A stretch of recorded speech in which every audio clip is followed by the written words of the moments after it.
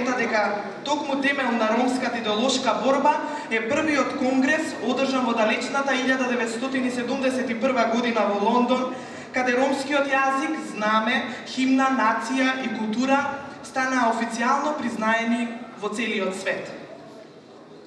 На почетокот мала хронологија, за да се подсетиме на почетоците на ромското движење, на формирањето на Сојузот на ромите од Македонија.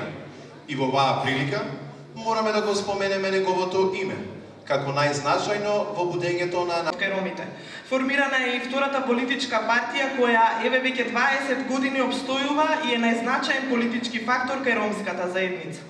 Партија која во континуитет е парламентарна, учествува во власта и е водечка сила кај ромската заедница.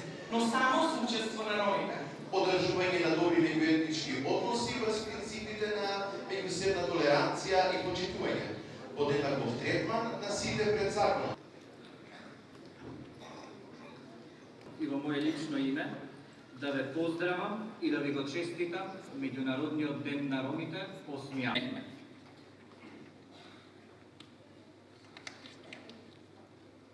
Изборната комисија да се поврежат и да почнат со работа.